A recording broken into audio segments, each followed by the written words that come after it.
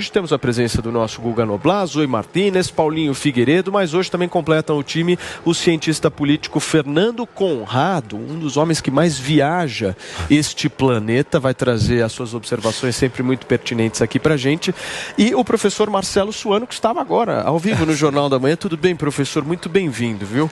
Para mim é uma grande honra, eu agradeço a gentileza de participar aqui no Morning, que eu assisto todo dia. Assiste? Assisto todo dia. Acho é um espetáculo em todos os sentidos, pela sabedoria, pelo conhecimento, pela simpatia e pelo ambiente. Muito bem.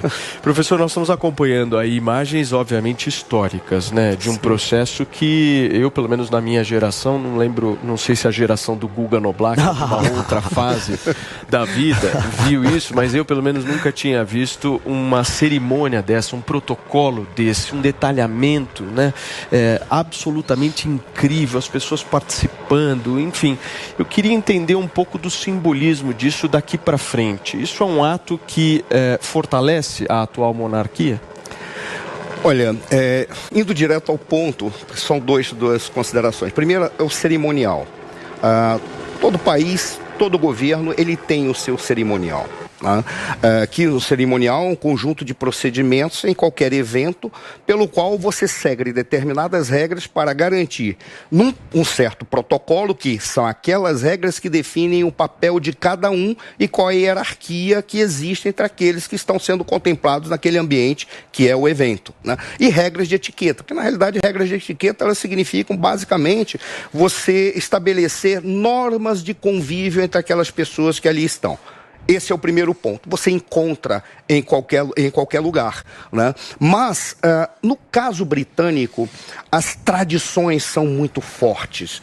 E por quê? Porque desde o direito britânico, que é baseado nos costumes, eles têm que preservar determinados valores, porque eles sabem que os valores é que garantem a estabilidade de uma sociedade, a vida social, um ambiente adequado de equilíbrio. E até é interessante quando a gente fala da preservação de valores e como isso é sagrado para os britânicos. Quando você fala de valor, a primeira pergunta que faz, quanto que vale alguma coisa? O que vale? O que significa o valor? Já que nós estamos falando de sociedade, vamos pegar um sociólogo conservador para ficar dentro do ambiente que nós estamos vendo aí, que é da sociedade britânica. Ora, um valor, e eu vou me referir ao Emile Durkheim, ele dizia, o valor é um ponto de referência a partir do qual você analisa e observa todos os comportamentos. Esse ponto de referência é um comportamento. E esse comportamento surge para ser valor em momentos em que as sociedades estão sendo construídas ou nos momentos que a sociedade vive em crise, para sanar aquela crise. Ora, quando você olha e fala da Inglaterra, os valores para a Inglaterra são muito sagrados. Por quê? Porque eles se baseiam em comportamentos, já que você tem a ideia de tradição e a ideia de constância. Quando você observa todo esse conjunto de elementos que foram apresentados para chegar e gerar não apenas um funeral, mas para mostrar uma sociedade equilibrada, os valores britânicos, os comportamentos britânicos, o sistema político britânico se apresentam para o mundo como um modelo, independentemente de você dizer somos parlamentaristas ou presidencialistas, somos monarquia ou república, o que eles demonstram. Os valores sagrados para uma sociedade são aqueles comportamentos que geram um equilíbrio e podem ser passados de geração para geração, razão pela qual eles são os conservadores. O Paulo Figueiredo, que está sempre tratando do conservadorismo, está aqui com a gente. Quando você fala de conservador, você não fala de reacionário, como se quisesse um retrocesso para o passado.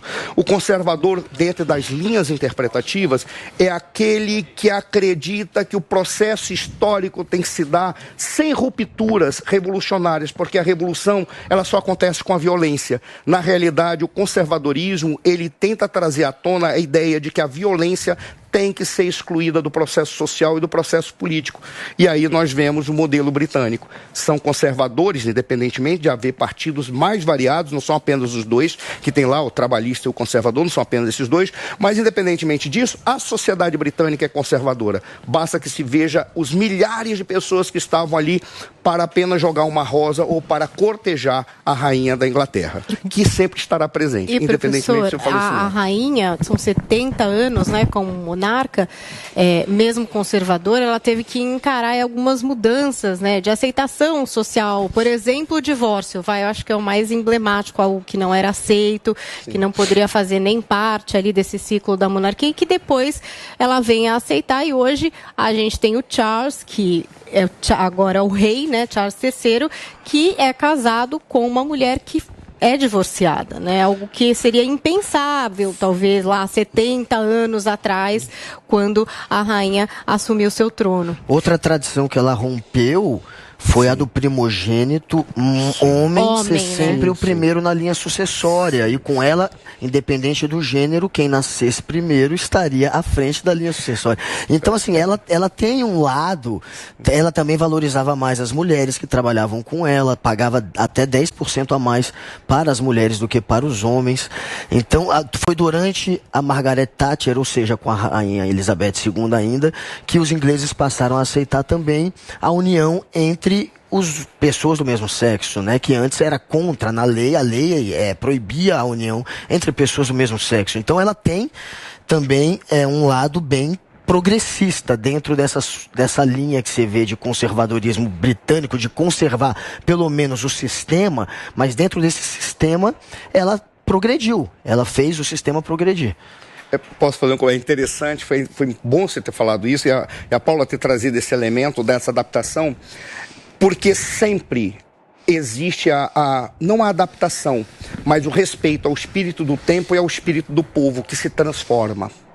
A rainha Elizabeth II, ela conseguiu trazer elementos adaptando-se ao espírito do tempo.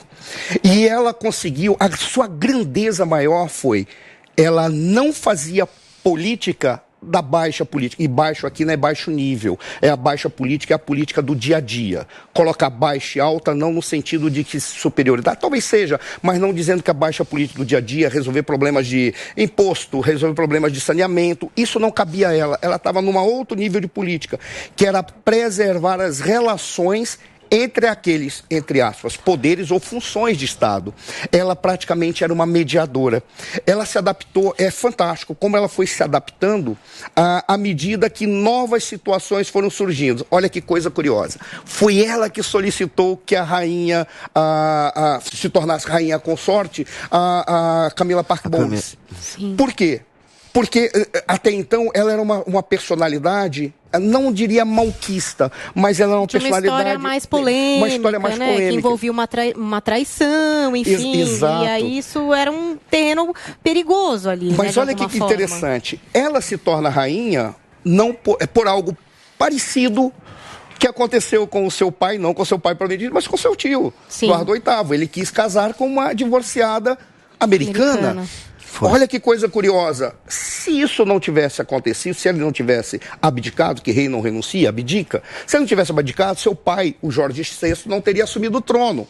Mas ela foi incorporando a lógica de que isso, o espírito do tempo, o espírito do povo já contemplava, sem que modificasse valores que são tradicionais, como religião, como família, como respeito ao espaço público, como determinados segmentos da sociedade que precisavam ser contemplados, mas não poderiam avançar, determinados comportamentos que poderiam desestruturar a lógica. Sabe o que eu acho também curioso, professor? Que, por exemplo, como você disse, ela determinou que a Camila Parker Bowles fosse a rainha consorte. Só que não tem textão, né? Tipo assim, não é que ela ficava falando muito sobre essas coisas, ela apenas aceitava, determinava, ela tinha um poder através do silêncio de decisões, assim, e não através, sei lá, de ela não grandes criava discursos, fatos, né? É uma mulher que não criava fatos ela nunca ia ali para esse lado, né? Ela sabia qual era a sua função. A sua função era preservar o equilíbrio entre os poderes.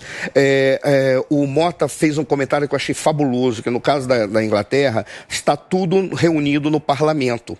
Ou seja, você não tem os poderes separados, como nós temos, por exemplo, no Brasil. Tudo deriva do parlamento. O executivo sai do gabinete, que sai do parlamento. O judiciário, a alta corte, até pouco tempo, era o próprio Câmara dos Lordes que exercia.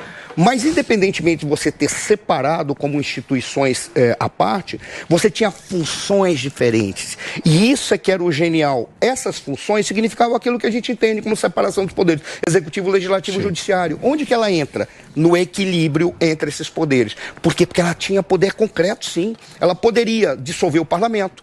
Ela poderia indicar um primeiro-ministro, como ela indicou o primeiro-ministro no caso da crise de Suez. Foi preciso, ela poderia atuar de uma maneira mais direta. Mas por que ela não faz isso?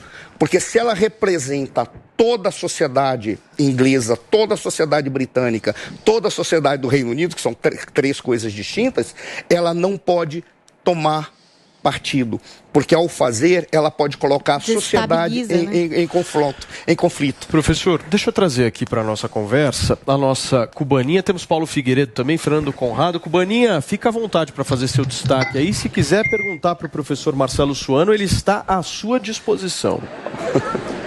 Bom dia, pessoal aí que está nos assistindo, os meus colegas, o professor Marcelo Suano, seja bem-vindo. Um prazer estar aqui mais um dia com vocês. Bom, que a gente pode acompanhar aí, através do Jornal da Manhã, da cobertura especial que a Jovem Pan está fazendo, e como a rainha conseguiu, no decorrer desses tantos anos aí de coroa, cativar não apenas os britânicos, como todos os países estão comovidos, todas as pessoas estão comovidas aí com a homenagem prestada à rainha. É um momento triste, Paulo, e todos que estão nos acompanhando, mas também é legal ver isso, a tradição sendo cumprida num mundo onde tudo está mudando tanto, tão rápido, onde está tão difícil conservar as coisas que deram certo, vendo, né, esse ritual que estão fazendo para ela, tudo seguindo tudo à risca. É muito legal ver isso, né, numa sociedade que está mudando com tanta rapidez, né, e não conservando as coisas que deram certo. As pessoas estão há dias nas filas querendo prestar a sua última homenagem à rainha. É o fim de uma era, mas que deixou muitos aprendizados e deixou a sua marca no mundo. Acredito que o mais importante é isso, a estabilidade com que ela conseguiu levar esses 70 anos de coroa. Muito bem, Cubaninha. Paulinho, bom dia para você, meu velho. Bom dia a todos. Bom dia ao professor Marcelo Suano e ao Conrado, que hoje nos abrilhantam aqui no programa. Um prazer estar aqui num momento histórico, apesar de triste. Não dá para dizer que era inesperado. Na verdade, nós temos que ser muito gratos por um reinado tão longo e por termos tido a oportunidade de ter uma rainha tão estável, tão simbólica, que representou esses valores da realeza, da coroa britânica de forma tão solene, de forma tão respeitosa, preservou as tradições, e agora nós estamos vendo a partida dela respeitando essas mesmas tradições. Isso é muito importante, especialmente no caso do Reino Unido, porque nós devemos lembrar que lá nasce o conservadorismo, né? O Edmund Burke, no final do século XVIII, é considerado o pai do conservadorismo, mas na verdade as ideias conservadoras são ideias que já faziam parte, já estavam intrínsecas dentro da sociedade britânica muito antes do Burke. Talvez por isso o contraste entre o modelo britânico e o modelo francês, que eram as grandes oposições que nós tínhamos naquele momento. Então, essas tradições vêm sendo mantidas e como a Zoe colocou bem, muito bonito nós vemos elas chegando até hoje. Nós estamos vendo um funeral repleto de simbolismos, muitos simbolismos que para a maioria de nós não tem nenhuma representação, mas cada movimento, cada passo, cada bandeira, cada cerimônia, todas elas têm um símbolo. E todas elas repletas de simbolismos e rituais cristãos, né? A rainha era a governante maior da Igreja Anglicana também, assim como passa a ser agora o Rei Charles. Então, todos os rituais são rituais da Igreja Anglicana, não tem aquela coisa de o Estado e a Igreja não podem se misturar, não existe essa separação. Aliás, como o Mota colocou bem no Jornal da Manhã hoje, não existe essa separação no Reino Unido e também não existe essa separação nos rituais que nós estamos acompanhando hoje. Então, não dá para dizer que não é um momento triste, claro, nós nos despedimos da rainha, mas também uma vida absolutamente espetacular. Eu sempre trago aqui para a Paulinha que, como eu, é fã do seriado The Crown, nós que acompanhamos The Crown podemos ver um pouquinho dos bastidores, não só pela fotografia absolutamente espetacular, mas pela forma, pela direção. Nós podemos acompanhar um pouco e viver um pouco dessa tradição da monarquia britânica, que não é tão familiar para nós brasileiros e eu devo dizer nem mesmo para a sociedade americana. Muito bem, Paulinho. Conradão, vem para o papo.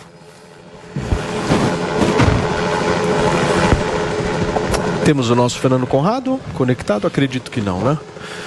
Daqui a pouquinho o Fernando Conrado participa ao vivo aqui do nosso Morning Show na Jovem Pan News. Professor, posso aproveitar um pouco mais da sua presença? Claro, para mim é uma honra.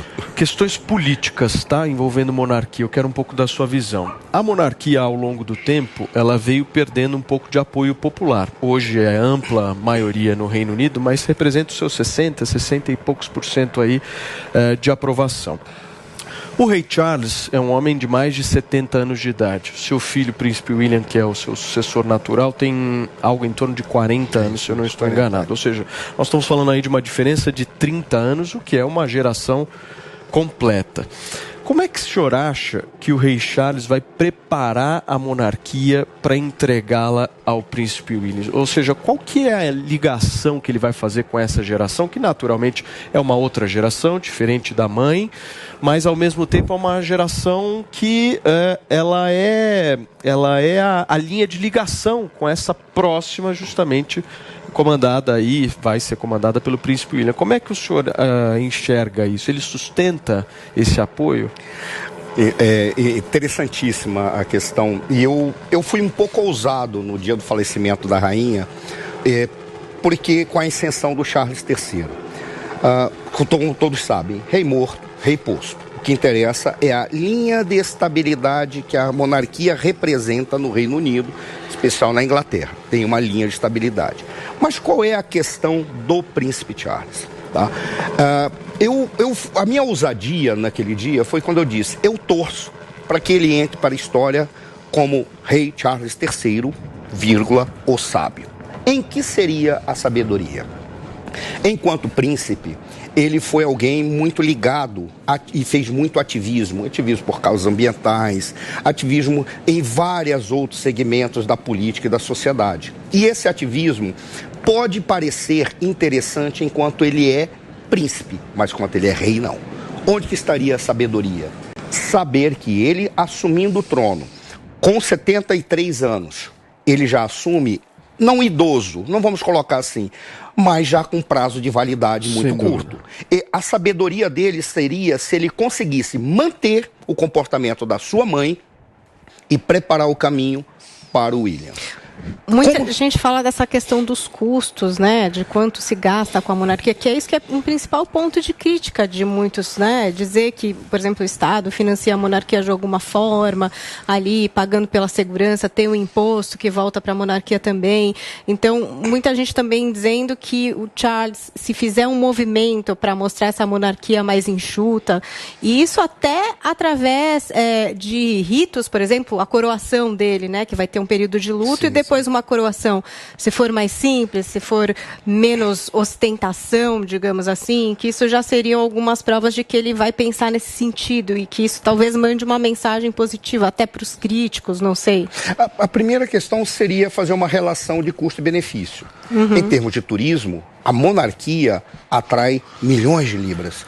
Então, a relação é muito maior daquilo que atrai de recurso do que aquilo que gasta. Custo-benefício bate. Custo-benefício bate. E eu acho que não, supera para a monarquia, até em termos de turismo. Porque o turismo, por si só, ele representa uma soma fabulosa de recursos que cai nos cofres do governo britânico. Em síntese, pensando a monarquia como um negócio, é um negócio altamente rentável para o Reino Unido, para a Inglaterra. É espetacular até. E aí nós fazemos a pergunta: de onde vêm esses recursos? Há os recursos que vêm do Estado, há os recursos que pertencem à coroa e há os recursos privados, que são os recursos tanto das propriedades como recursos das atividades que porventura eles podem fazer. Porque a monarquia britânica, a família real britânica, eles podem ter menos atividades profissionais, mas outras monarquias ou famílias reais imperiais pelo mundo têm atividades profissionais, como a família imperial. A nossa família imperial, por exemplo, se você olhar pelo ramo de vassouras, sai Dom Bertrand, depois seria o herdeiro pela linha de vassouras, porque tem um ramo de Petrópolis também. Quando você olha e chega no Dom Rafael, que seria aquele que assumiria, caso fosse pelo ramo de vassouras, ele trabalhou como vendedor em lojas na Europa.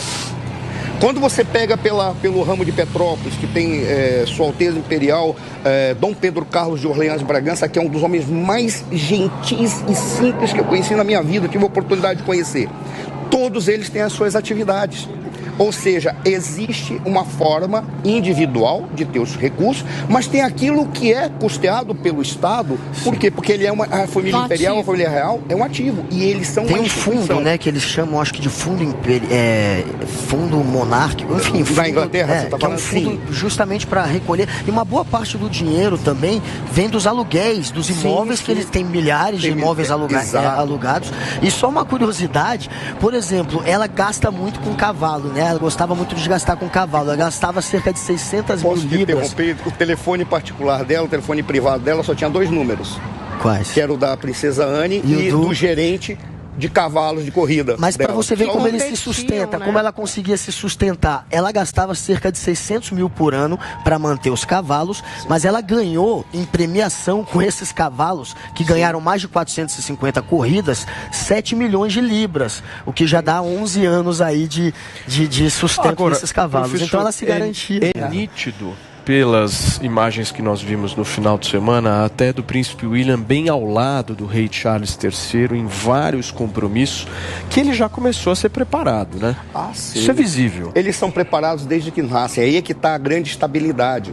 Por exemplo, por mais que o príncipe Charles tenha cometido erros ou deslizes, vamos colocar dessa maneira ao longo da sua vida, ele estava preparado. Da mesma forma, o príncipe... Da mesma forma, o George, se vocês prestarem atenção no carro fúnebre no cortejo, desculpa. Atrás já estava ali quem? Estava o Charles, estava o príncipe George, que é o filho do William, e a Charlotte. Que foi uma adaptação que a rainha Elizabeth II fez, porque é algo interessante também. O que significa se adaptar ao espírito da época e ao espírito do povo? Porque as transformações vão acontecendo. É uma coisa que se chama microtransformação molecular. O que é isso? Na cabeça de uma pessoa ocorre uma transformação, da outra, na conversa, vão criando grupos e as pessoas passam a tomar como corretos e adequados, ou como normais, ou como sempre foram normais, mas não eram comuns e agora são comuns, certos comportamentos, e a sociedade vai se transformando. Mas ela vai se transformando numa linha de estabilidade, preservando os valores que são fundamentais, o que você tem ali. E aí, quando você olha, todos eles estão muito bem preparados para assumir a qualquer hora, menos as crianças, claro. Mas ainda assim, no caso das crianças, tem aquele regente que já está preparado para assumir o processo transitório. Ou seja, a estabilidade que a monarquia representa é algo de anormal comparativamente aos demais sistemas políticos.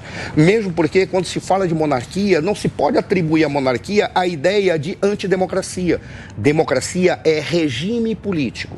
Regime político diz respeito ao quê? O grau de controle que uma sociedade tem dos seus governantes. Eu repito isso sempre, porque as pessoas têm o hábito de dizer se é monárquico, é antidemocrático. Não. Por qual razão? Porque o controle que você tem sobre os seus governantes passa pelas instituições que são criadas para colocar os governantes no seu devido lugar. E a sociedade é que segue. Olha, quando você olha e percebe que a monarquia, ela consegue ter um conjunto de instituições que inclusive preserva a democracia, talvez mais do que outros regimes republicanos. regimes que são gerados pela república, pela forma de governo republicana. Isso é muito claro, e quando você olha na monarquia britânica, esse fio de estabilidade é garantido porque todos são preservados. Eu lembro que a Paula fez uma pergunta de custos. Convenhamos, é muito mais barato você ter uma família real imperial do que você ter 6 famílias supra-imperiais de ex-presidentes da República, que tem que ser mantidos. Porque não, será que é mais barato mesmo? Eu não sei, não. Olha, vou te dizer porque... Com esse dinheiro de volta não é fácil. Dando esse show porque assim... Porque as famílias dos ex-presidentes fazer uma conta. Elas não com esse grau de um negócio. Cerimonial. Elas são um custo da sociedade, mas elas não representam o negócio. Eu não estou falando que custa mais barato. Foi legal você ter falado isso. Porque em termos absolutos, você teria, assim, de um absoluto, custa muito mais. Mas em termos relativos, quando você vê, o retorno que tem a família imperial... Eu queria trazer um número. Ô, Paulinho, só me dá um minutinho. Deixa eu tentar trazer o nosso Conrado novamente aqui para a conversa. Você me ouve, Conrado? Agora sim, agora estou 100% com você. Por favor, querido, aqui você fala o que você quiser, Conradão. Bom, antes de mais nada, bom dia para todo mundo aí. Uma alegria estar mais uma vez participando com vocês. Estou aqui em Varsóvia, na Polônia, estou do lado do Palácio Presidencial. E é interessante a gente ver esse momento aí. Eu vi algumas partes dos comentários de palavras, tanto do Figueiredo, quanto do professor, quanto da Zoe, da Paulinha, do Guga até mesmo, falando de tradição, né? É isso? Não, eu sei que eu não falo de tradição. Eu não costumo falar de tradição. Até do Guga. Até eu falei de tradição. Não. Aí não. Porque esse é o grande ponto da monarquia. É um conceito que está sendo cada vez mais perdido na sociedade contemporânea, na modernidade, é o conceito de tradição, passar adiante, passar para a próxima geração. Todos os comentários que a gente ouve agora aqui falam disso, exatamente como a próxima geração estava treinada, como a próxima geração já estava preparada caso tenha que assumir algum posto. E esse é o grande símbolo da monarquia inglesa para o Ocidente. Dentro do Ocidente, o grande nome, nós temos diversas monarquias, né? Mas aquela que a gente se lembra de pompa, circunstância, continuidade, exatamente a monarquia inglesa. A gente não sabe da rainha da Suécia, rainha da Dinamarca, rei da Espanha, pouca gente conhece, rei Felipe, né? A rainha Sônia, todos eles, pouca gente conhece nesse âmbito todo. Então é interessante a gente ver como é importante a questão da tradição, até mesmo para a nossa cultura. Isso a gente vem perdendo quando o Figueiredo comentou, isso a gente não tem tanto no Brasil, nos Estados Unidos, a gente não enxerga isso, isso é algo que se perdeu, né? O nosso objetivo de manutenção dos grandes valores, das grandes vitórias, do conceito do belo, do conceito de justiça, daquilo que a gente quer levar para a próxima geração. E é um momento histórico que a gente está vivendo aqui, porque é a primeira vez, a rainha ficou 7 décadas no poder, né? Primeira vez que a gente está vendo uma monarca inglesa e morrer no tempo da televisão, no tempo das redes sociais, tanto que a gente está fazendo a cobertura desse evento daqui do Brasil, como diversos países estão realizando ao redor do mundo. A gente viu aí os comentários do Luca Bassani dizendo que existem mais de 500 líderes mundiais aí comparecendo nesse tributo à rainha, que está sendo enterrada até no Castelo de Windsor, né, que não é muito comum também, né? Então ela está sendo enterrada lá no Castelo de Windsor, por exemplo, foi o cárcere, né? Quando o Carlos I, antes de ser decapitado aí lá no... Esqueci o nome do palácio agora, em Londres, lá na Somerset... Não é na Somerset House, é uma outra house lá, que eles cortaram a cabeça dele exatamente por ele tentar voltar ao absolutismo, né? Porque a gente tem exatamente essa divisão de poderes na Inglaterra. A gente tem todas as decisões do dia a dia, as decisões da burocracia estatal, essa toda fica com o parlamento, né? Desde o Guilherme I, desde o William I, lá, o Guilherme, o rei de Amsterdã lá, que casou com a Mary lá e chegou todo de branco lá na Inglaterra e disse, opa, agora eu sou o monarca de vocês aqui, não precisam me atacar, eu vou passar todas as decisões para vocês, eu fico somente aí como rei fazendo essas funções de Estado. E eu vi também vocês discutindo antes que a rainha dizia as coisas, e ela sempre falou tudo e não teve um textão para fazer essas coisas, óbvio que não, ela é a rainha, né? A rainha manda, os outros obedecem, esse é o mundo real dentro da monarquia. E um ponto principal principal que a gente tem que entender que o rei só é rei porque as pessoas reconhecem nele o poder. Se é o rei que tem que ficar justificando seus atos, se é o rei que tem que ficar fazendo textão, ele não é rei. E o que a gente está vendo aqui exatamente nessa transformação para o mundo contemporâneo, com o seu sucessor aí, o Charles III agora, ele chega ao poder, ele já chega enfraquecido, né? A gente já tem imagens dele fraco, brigando com a caneta, com as mãos inchadas, cheio de picuinhas aí que tira a força da própria monarquia, tira a força da própria tradição, e aí vem esses questionamentos que vocês estavam fazendo, até que ponto, até quando ele continuará rei, ou ele vai passar esse legado aí para os seus sucessores, tanto para o seu filho, como para o próprio George, ou talvez para a própria Charlotte e seus netos. Essa é a realidade que a gente começa a constatar nessa transformação após a morte da rainha, e que o seu sucessor já não chega com essa imagem de fortaleza, com essa imagem de hombridade, com essa imagem de continuidade do poder real. Sim. E desse simbolismo todo que traz através da monarquia para o povo da Inglaterra, para o povo da Bretanha, para o povo do Reino Unido e para o povo de toda a Commonwealth, né? Já que são aí diversos países que são os súditos da rainha. Perfeito. Paulinho, qual que era o dado que você queria trazer para a gente? Nós estávamos discutindo aqui a respeito do custo da família real britânica e o benefício. Eu sempre gosto de levantar esses dados, eu tinha já acompanhado recentemente.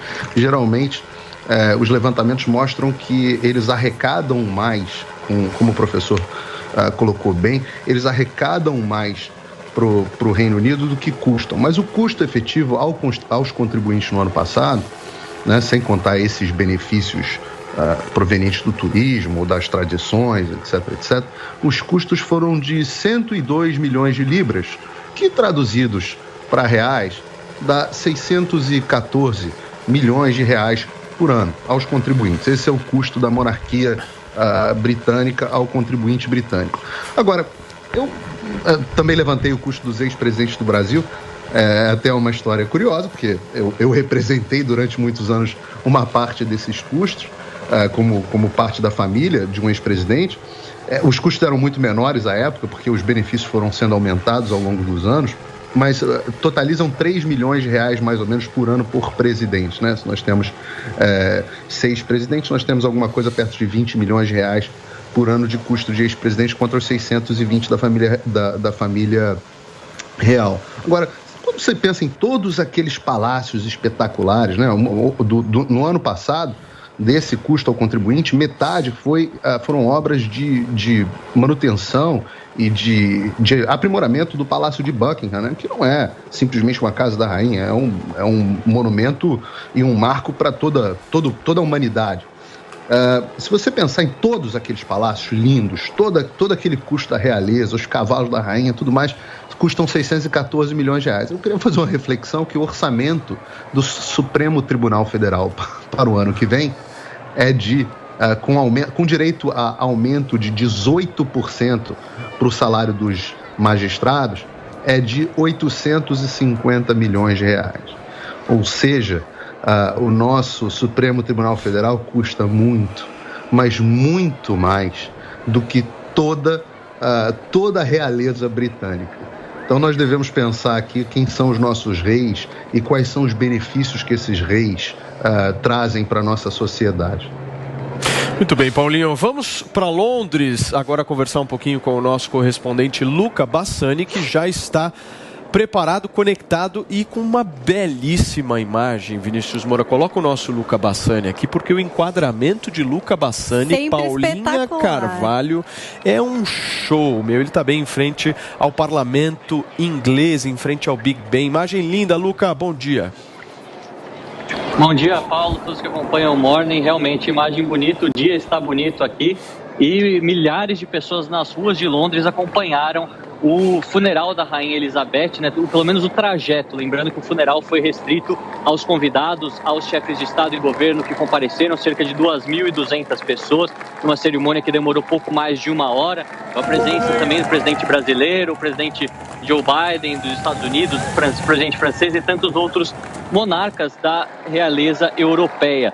Depois a gente vê que ela seguiu um caminho por uma carruagem real até o Arco de Wellington, um ponto muito importante aqui da cidade de Londres, e foi colocada nesse carro onde segue agora para o Castelo de Windsor, exatamente essa localidade que também pertence à realeza britânica, a 35, 37 quilômetros da capital Londres, e ela será depois, terá um novo serviço funerário para a família, para pessoas mais próximas, às 4 da tarde, aqui na Capela de São Jorge, onde depois ela será sepultada numa câmara subterrânea nessa localidade, juntamente com seu marido, o príncipe Philip, duque de Edimburgo, que morreu ano passado, com 99 anos, além do seu pai, Jorge VI, o rei, que morreu em 52, e a sua mãe, que também chamava Elizabeth, morreu em 2002, mesmo ano que morreu a sua irmã, Margaret, que também tem as cinzas nesta mesma localidade, ou seja, ela vai ficar com a família. A gente vê aí imagens realmente impressionantes, todas as pessoas nesse trajeto acompanhando, querendo ver de perto, aqueles que não tiveram a oportunidade de ver em Westminster Hall, por conta das filas serem gigantescas, tem aí a última possibilidade desse adeus final à Rainha Elizabeth pelas estradas do Reino Unido, de Londres até Windsor, um dia histórico, realmente uma cobertura também histórica que fizemos aqui para a Jovem Pan, toda a nossa audiência. Muito bem, Luca, obrigado mais uma vez pelo seu trabalho. Luca Bassani, nosso correspondente da Jovem Pan News na Europa, e hoje ele está lá bem em frente ao Parlamento Britânico na cidade de Londres. Obrigado, Luca. Professor, a conversa está muito boa, a gente quer mais, por favor. Por favor, continua? Por favor, que maravilha. Agora que aquela hora. Apontou, se eu tinha feito um pedido. É que aqui a distribuição, você já percebeu, né, Paulinha? É automático, né? Apontou. Então deixa eu fazer uma reflexão. É interessante aquilo que o Paulo Figueiredo trouxe. Não, o Paulo Figueiredo trouxe a respeito dos custos. E até quando vocês falam, poxa, mas peraí, é desproporcional em termos absolutos. E tem um detalhe. Eu sou a favor, sim, de que haja esses gastos com ex-presidentes. Porque claro. Porque não é nada. Na verdade, ele falou em 800 milhões com o STF, foi isso? STF, mas sabe quanto que a gente gasta com os militares por ano? Mais de 100 bilhões.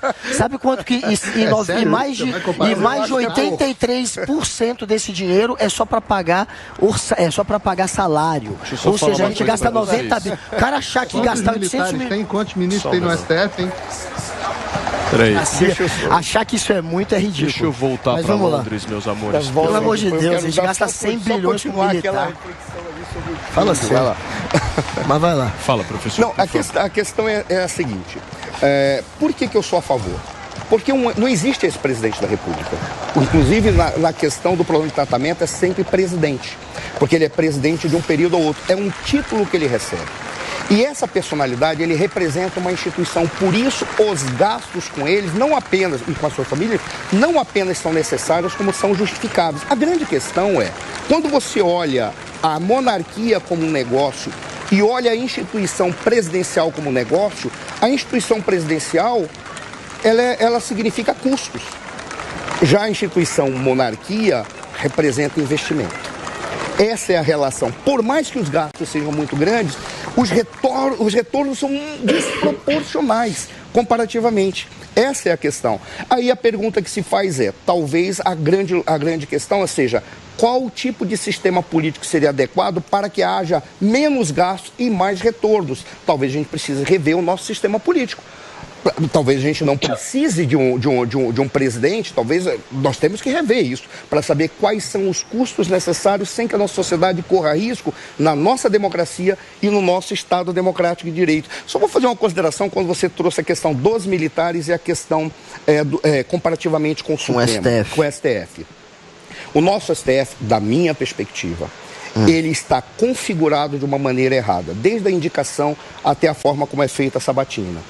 E está configurado de uma maneira errada até pelas atribuições que lhes são dadas. Por exemplo, o nosso STF, ele tem uma atribuição recursal, uma atribuição constitucional. Ele deveria ser exclusivamente constitucional.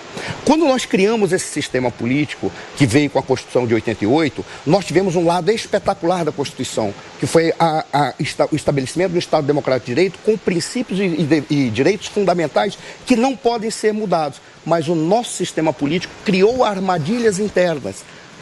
Dentre elas, estabelecer que um Supremo Tribunal Federal tenha 100 mil casos para julgar ao ano, porque ele é recursal também, além de ser constitucional. E você está falando do problema da indicação política, você está querendo chegar a esse ponto. Também. Que o Bolsonaro, vale lembrar, que ia aumentar para 15 o número de ministros para poder indicar mais 4, além de 2 que vão indicar no que vem.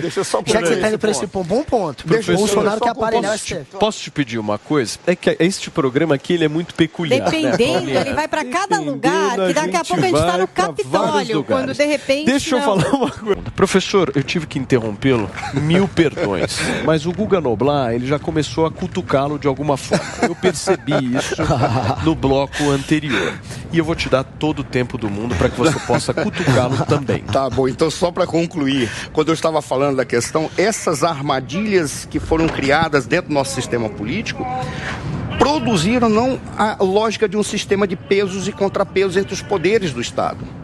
Ele trouxe a impossibilidade de você fazer o sistema de pesos e contrapesos, mas na realidade um sistema de conluios. Exemplo, quando você tem um foro privilegiado e você tem um Supremo Tribunal recursal, que é a última instância, inclusive com foro privilegiado, por qual razão você vai ter um comportamento que seja um comportamento isento ou um comportamento totalmente imparcial? Porque você tem um relacionamento entre eles em que vocês podem simplesmente acordar. É o caso de você não ter impeachment de membros ministros do Supremo Tribunal Federal, porque é uma decisão, que é um outro erro, exclusiva do presidente do Senado. Ele é que pauta ou não é um conjunto de erros. Aí, quando você olha e você joga para o Supremo e diz assim, o custo do Supremo é justo? Não é. É muito grande. Por quê? Porque, inclusive, a maneira como trabalha o orçamento do Supremo Tribunal Federal é decisão deles. Você pode ter um deslocamento das atribuições do Orçamento Geral da União, mas aquilo que cabe a essa instituição é decidido exclusivamente pelo próprio Supremo. Você não tem uma lógica de controle real entre eles. Só para responder aquela comparação que você fez do absurdo ou como é desnecessário você gastar 100 bilhões 110 bilhões com as Forças Armadas, aí eu te digo, não é desnecessário, não é inútil. Salário, basicamente. Mas aí que está o detalhe, Guga, quando você pega o salário das nossas Forças Armadas, não são baixos. Os salários são baixos. Tudo bem, eu posso até concordar que não é inútil. Agora, dizer que colocar o STF como algo inútil, que foi o que tentou se fazer naquele comentário como se fosse algo descartável pelo valor que a gente gasta, é muito mais perigoso abrir mão de um STF do que fazer como o Japão, que abrir mão do seu exército. Olha, eu não sei se foi isso, eu não entendi dessa forma que o Paulo Figueiredo colocou. Eu não acredito que ele tenha dito que o STF é inútil. Não, ele quis dizer que o exército é inútil, mas ele quis... Eu posso até falar. Nem eu quis dizer que o STF... Eu quero dizer para mim que é muito mais importante a gente ter gastos com o STF do que com os militares. O gasto do STF, então, comparado com os militares, é muito enorme. Mas posso fazer uma consideração, então? Porque então a lógica para você verificar a utilidade ou não das Forças Armadas, ela não deve ser dada apenas pelo fato dos gastos que são com o pessoal, que é isso que você está falando. Mas tem que verificar em função da necessidade. Que se a gente gasta 110 bi com o exército, por que a gente vai querer colocar como foco de problema um gasto de 800 milhões com o STF, sendo que o STF é muito mais necessário que o desproporcional. O STF é muito mais necessário. Desproporcional, a gente você vai lá, cita o Ursão, aí, o cara quer falar, né? Ursão, por favor, só não vale Capitólio, segue. Não vamos falar de Capitólio, não. Vamos fazer uma comparação para ser justa, que era o que eu estava tentando fazer aqui. Eu acho que o Guga trouxe um número de defesa, então a comparação merece ser feita. O Supremo Tribunal Federal Brasileiro não é inútil, claro que não. É muito bom que nós temos uma corte constitucional, mas ele e foi esse o número que eu quis chamar a atenção, ele é muito inchado.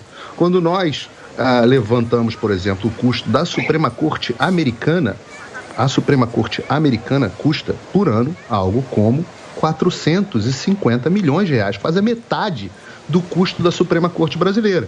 No entanto, quando nós vamos levantar os custos de defesa, já que o Guga quis comparar custo de Suprema Corte com defesa, os Estados Unidos gastam 40 vezes mais em defesa, 4 trilhões de reais em defesa por ano. Se ele não gostou da comparação, com os Estados Unidos, eu posso também, já que a gente está falando aqui de Reino Unido, fazer a comparação do Reino Unido. A Suprema Corte do Reino Unido custa algo como 102 milhões de reais, ou seja, 1/9 do que vai custar o Supremo Tribunal Federal brasileiro. No entanto, quando vamos olhar os gastos de defesa, eles gastam 3 vezes o que o Brasil gasta em defesa. Então, a conta nessa história, se nós queremos fazer uma conta de comparação, proporção e até inutilidade, nós devemos comparar o seguinte: esses países que nós estamos falando gastam muito menos com os seus Supremos Tribunais Federais do que o Brasil, mas gastam ordens de magnitude mais em defesa. E a pergunta que as pessoas devem fazer é: quem presta um serviço mais útil à população? Em alguns lugares do nosso território nacional, as Forças Armadas são a única presença do Estado. Meu ponto nessa história não foi de forma alguma dizer que nós devemos abolir o Supremo Tribunal Federal, de forma alguma. Só que nós temos um Supremo Tribunal Federal que é superdimensionado, tanto nas suas competências, e nós vemos isso a cada momento no Brasil, quanto também nas suas regalias. Vejam o tamanho do séquito, ou o tamanho da corte que envolve cada um dos ministros. Veja o tamanho das mordomias que cada um deles tem, inclusive nesse ano, com 18% de aumento, que é um escárnio com a população brasileira, em um momento onde os servidores não puderam ter aumento, num momento onde a população segue se recuperando da pior crise econômica que nós já vivemos na nossa história. Aliás, as duas piores. Primeira crise econômica que o governo do PT deixou, a crise da Dilma foi a pior da história do Brasil, e depois a crise da pandemia, a crise do fique em casa e a economia que a gente vê depois. Nesse momento, o Supremo Tribunal Federal resolveu se dar 18% de aumento. A comparação que eu não gostei foi você ter comparado os ministros do STF com reis. E agora você voltou a dizer o quem será mais útil, né? O que é mais útil, como se tivesse algum grau de inutilidade no serviço prestado pelo STF. Não, muita inutilidade. Pois quando bem, eles óbvio, julgam que bom que você falou isso diretamente. No Rio de Janeiro, entendendo, professor, que ele está querendo atacar a utilidade? Você entendeu? Que é exatamente isso que eu pego. Não mete o professor no meio, pô. Mas enfim, só para terminar. Deixa o professor em paz. Quem é mais útil? Gente, é isso. Tá brincando, você quer meter o professor no meio da discussão? Não, mas é isso, o professor não tinha entendido, mas eu entendo. Não, mas ele eu vi que era um ataque ao STF. É sempre um ataque ao STF. E aí é mais um querendo dizer que o STF é caro. Tudo é inchado. Eu sou contra o inchaço. Custa o dobro. Nós seguimos aqui ao vivo na Jovem Pan News com cobertura especial do funeral da Rainha Elizabeth II.